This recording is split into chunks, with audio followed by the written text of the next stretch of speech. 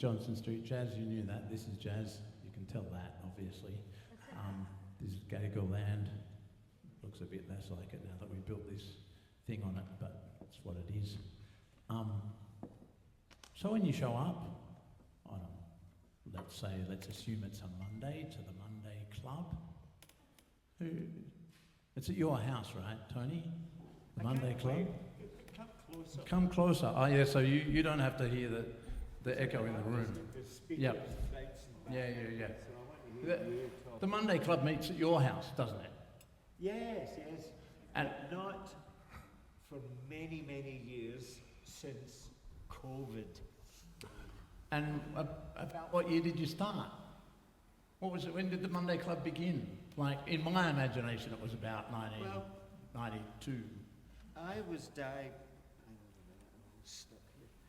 was diagnosed with multiple sclerosis just after my 41st birthday, and I just about 2 weeks ago then. But I just woke up one morning and I got out of bed and I fell flat on my face and I couldn't stand up, and I had about 10 years of a massive depression, as you could imagine. Yeah. And I was about 38 when I was driving over the harbour bridge, and I went, shit, I've done it. You know, I've had a lifetime of people saying, no, there was no money in music, and I had an investment unit. I had a Datsun 260Z 2+2 with a 280 engine, my dream car, 5-speed manual. And if anyone here remembers the hailstorm of many years ago, my car was out in the hailstorm and it was fully restored with a white paint job. And after the hailstorm, it just looked like a golf ball. It was such a drag. It was going to cost thousands if I wanted it fixed. But so this all kind of happened round about then. That was, but 38, I'd had everything I ever wanted. I had ARIA awards. I played with the original Otto Orchestra. With no worries, Pierre. And I played the original with Boyd here, and our CD, the review in the Cadence magazine said, why don't the World Sax Quartet sound this good? And I thought, yes, doesn't get better than that. And I was in the Australian Art Orchestra, my band with Sandy and Alistair Spence, the Clarion Fracture Zone.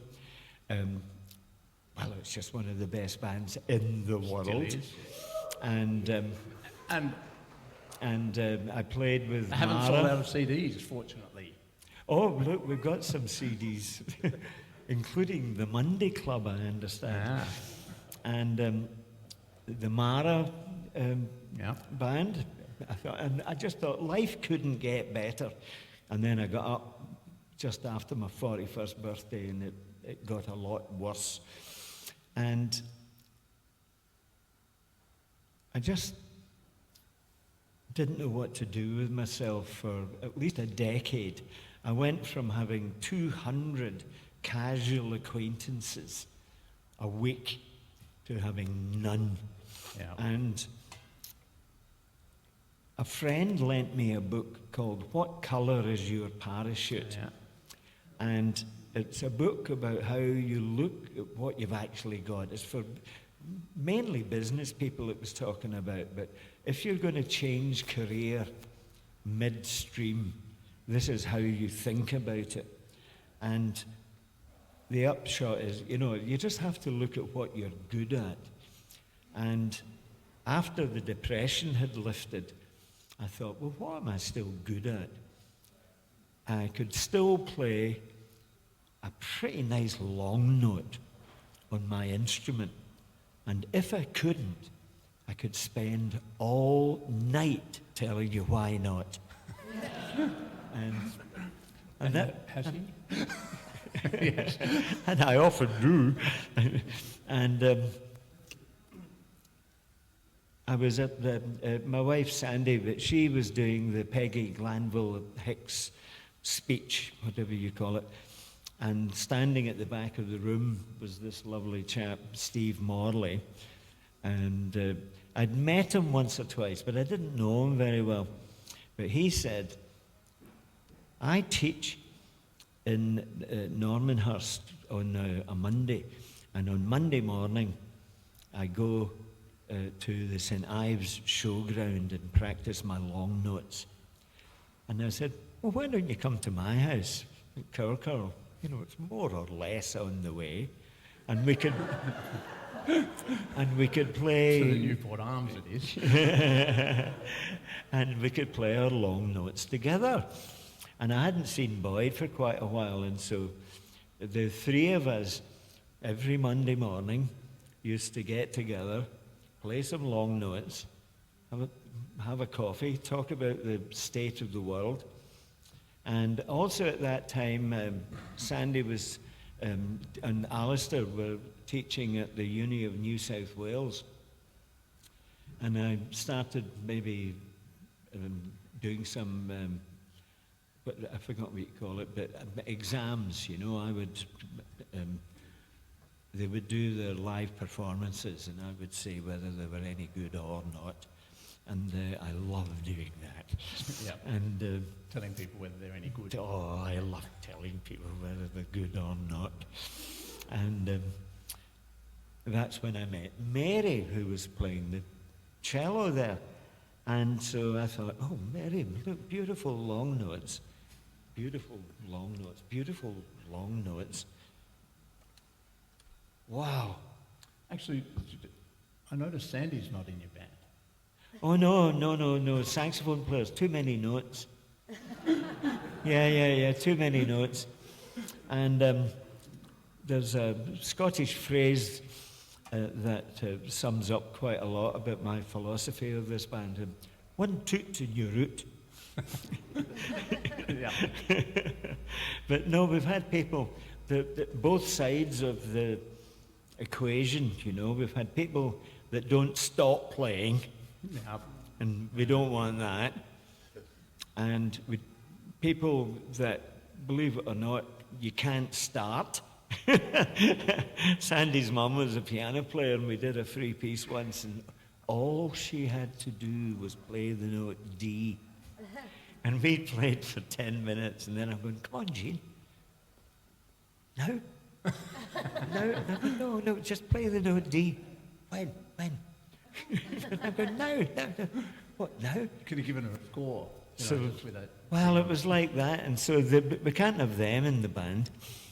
And we had, he was a lovely man, but he didn't have the kind of empathy to stop. And we would all go, oh, for God's sake, we've finished. You know? And it was like, so anyway. What's the most number of people you had on it? 9. 9. Yeah, at the cafe church space. Ah, yeah, okay. So that was actually, you got out of the house. Oh, we played regularly at the cafe church space. Yeah. And but you had more people when you got out of the house than... Oh, no, we had quite a few. And over the years... but that doesn't matter. But a story about the 9. Yeah. There was a couple of string players, a few clarinets, horns. James Greening. Now, anyone here knows James Greening? To invite James Greening to be in your band, and he doesn't play a note. I don't know very many people would welcome that. And James sat there. We played for about 45 minutes. And at the end, his instrument's still on his knee, and he just goes, remarkable. And I just thought of all the kind of salsa bands that he's in. Oh, no, I think I'll sit this one out. What are you talking about? You're James Greening. You've got to...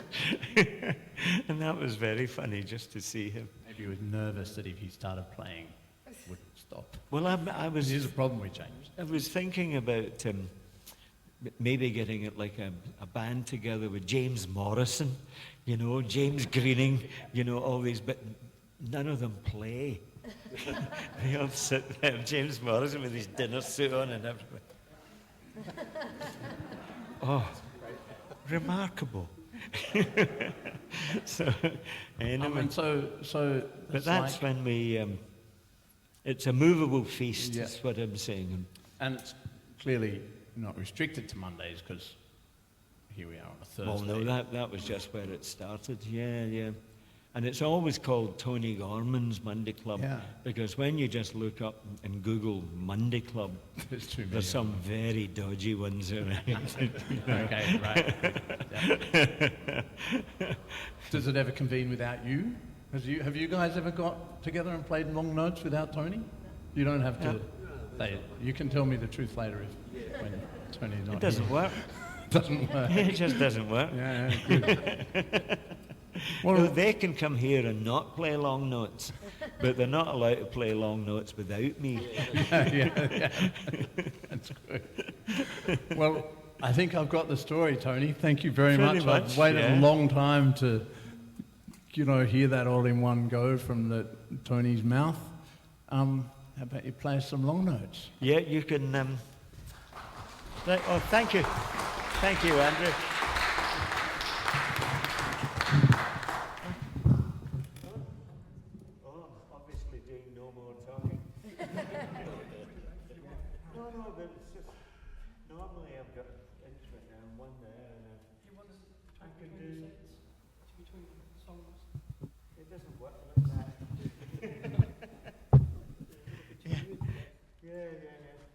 No offense.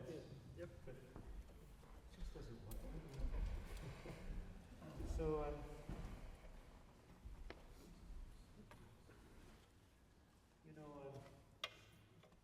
often have a theme, and I played.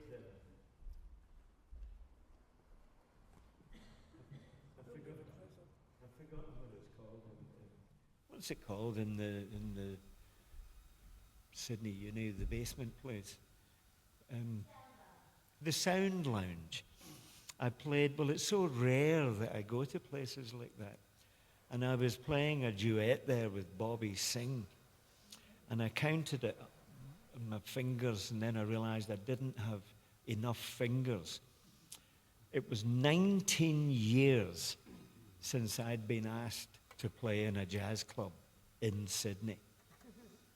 Now, really, I ask you, 19 years, triple ARIA award winner, been round the world several times, 19 years. And that says a lot about the state of the jazz. It's wonderful in Sydney now, just the people are amazing. But sometimes they don't realize what they've got. But anyway, I'm going to play some long notes. And my bottom note wasn't working a minute ago.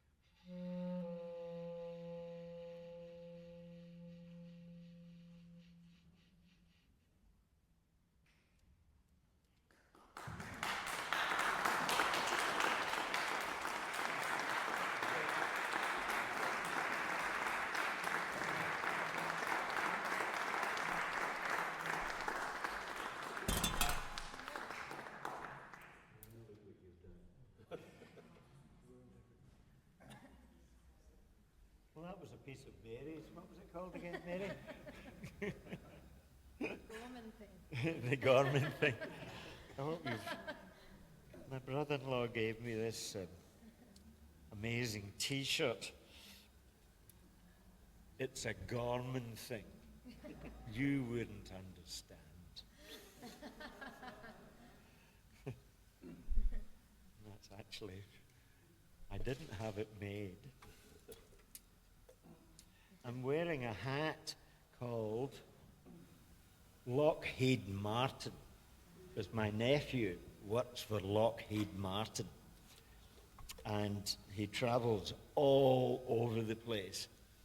And his job is, he's not a scientist or a technician or anything, but he goes to all these conferences, and all the scientists get up and give the, all the diagrams and, pi equals blah, blah, you know.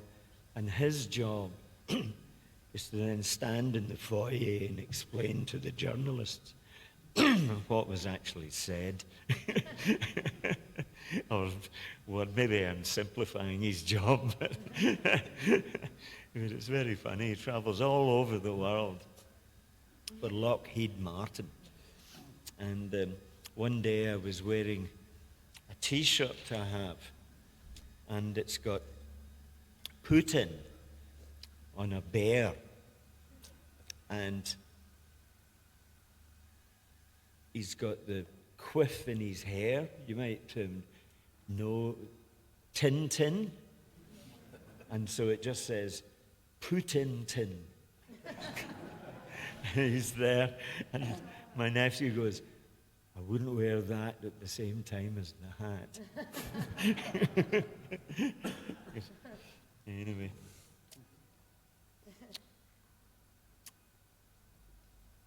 Shall we go? Yeah, this is one of Boyd's pieces. We've been rehearsing this all week.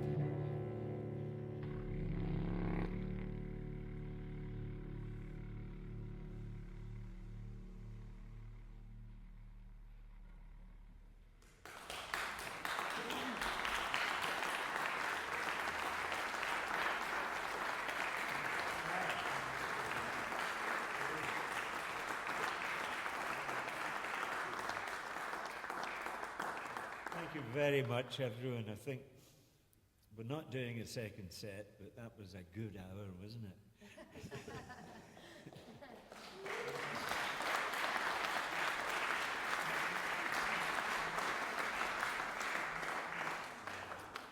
You can just sing all these songs to yourself on the way home. But thank you very much. Peter Boyd, Mary Rapp, Steve Morley, Tony Gorman, the Monday Club. Thank you very much. I never called you Peter, sorry about that. That's it, thanks. That's all we know.